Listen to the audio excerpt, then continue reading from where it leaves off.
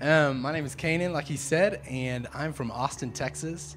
I have been in Laramie for a little bit over a year, going to school. This is kind of weird for me for a couple of reasons. One being, for all the years that I've done church growing up, I've never actually spoken in church. So it's I'm like, what do I do with my hands? Because I usually have a guitar. So he was playing over here earlier, so. Yeah, and I got really dressed up for the occasion.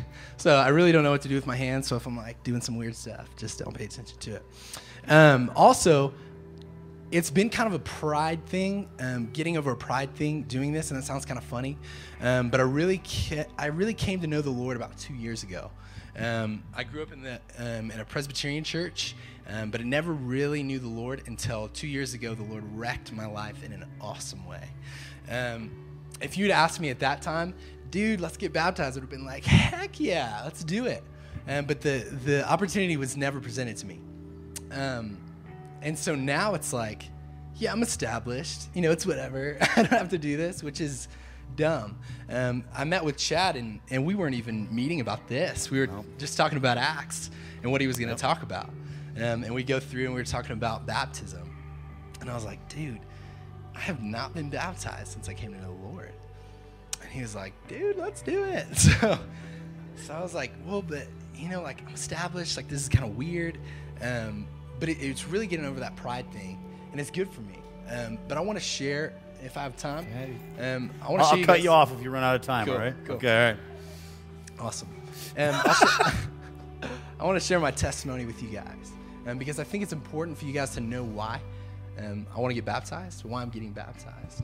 So I grew up, like I said, in the church, and it was just something I did. My parents, it was not an option for me. My parents were going to church every Sunday, youth group all the time. I grew up, I had to play music. Like, that wasn't even a choice. And so I started in the church. That way I was baptized as a baby, whatever that means. I don't know. But I was baptized as a baby and grew up in the church, but I did not really know the Lord. I started to lead worship when I was a junior in high school. And it was really good. But it was also really bad. When I say it was really good, I looked really good to everyone else. I looked legit. I knew exactly what to say. I'd always heard people lead worship and heard the pastor do all that. And so I was super fake. And what really hit me was when, I started going, I was always going to these summer camps and these retreats and stuff. And I'd see these people, and a lot of times I'd be leading worship. And my heart was just not right. I'd see these people, though, on their knees, and they're weeping, and they're just having this time with the Lord. I'm like, I've never had that. But I would never admit that to anyone else. Never in a million years. Because everyone knew me as the dude who was legit, who led worship. It's whatever, And so all these people are doing that. I'm like, personally, I'm like, Lord, like, what is going on? I would say I was a believer then, but I really did not know the Lord. My junior year, I got into a very unhealthy relationship with a girl. I had never really had a long-term relationship before, and I'll cut this down, try to make it as short as possible, but after a long time, we dated for almost 2 years.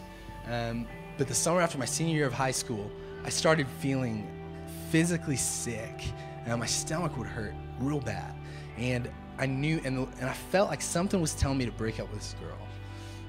We had stopped sinning in the way that we were, so I was like, "Oh God, it's probably not you," because we stopped doing this. It's all good, And it just got worse and worse, and pestering, and I was unwilling to submit. I went to the University of Mary Hardin Baylor my freshman year of college, and when I was there, from August to March was one of the worst times in my life. I was anxious all the time. I was still putting up that facade that I was super legit. People knew me as the guy who knew what to say, but I really didn't know scripture at all. I did not have a relationship with the Lord, and it was unhealthy. Finally, I went to a Baptist school, so they do like big tent revival style every year. So we're at revival, and the first night of revival, I was All this time, I'd felt so emotionless. Like I'd tried to cry. That sounds kind of funny, but I'd tried to cry about something, and I could not do it. And that worried me a lot, because I knew all these legit people who had been weeping in front of the Lord and had this awesome experience. But for me, the first night of revival, I was praying. I was still dating this girl, and I'm praying, Lord, like, I don't even care what it is anymore. I just want you to break me. I just want you to break me. And yeah, be careful when you pray that prayer. But it is the best thing that happened to me. Revival was 3 nights. On the last night of revival, the speaker was praying over us, and my heart's like pounding in my chest, just going crazy. And I'm like, I know I have to break up with this girl. Like, the Lord, it is clear in my head. Long story short, I chickened out. The next morning, I woke up, and I went to English class, and I'm sitting in English class, and the teacher's like, talking about Hamlet. We were talking about Hamlet, and then out of the blue, out of nowhere, she goes, yeah, and like, how can we expect to taste grace and see forgiveness and experience God if we don't do what he's telling us to do? Like, literally, I just go, shut up. In my mind, I'm like, stop it.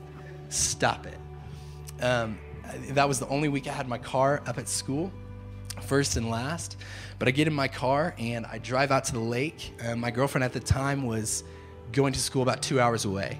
And so we were away, but I'm sitting there with my Bible. I'm like, I never opened my Bible really, so I didn't really know.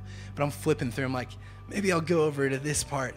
I'm like sweating. I'm worried. I'm freaking out. I'm questioning whether I'm saved or not. I see things like in Scripture, something caught my eye. I was like flipping through, something caught my eye, and I opened it up. And it was when Paul quotes the Old Testament in Hebrews, and he says, and when you hear the voice of the Lord, don't harden your heart. And just things like that were just killing me. Satan's on one end saying, you don't want to do this, man. What if you do this and you find out you're totally alone?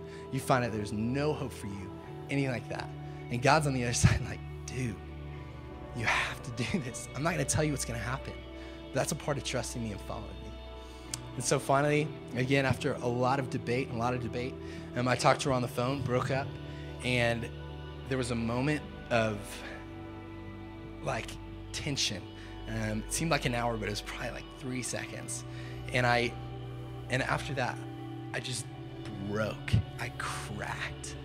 I was weeping for like 30, 45 minutes. It was the best thing in my life. That sounds really funny. But I was broken, and I was sad about Hannah, but it wasn't that. The main thing was that I was saved. I mean, I realized my sin, first of all, how broken I am. I'd never really felt the weight of that. And then the weight of the cross and how good Jesus is. And it changed my life so much. I mean, I can't even explain it.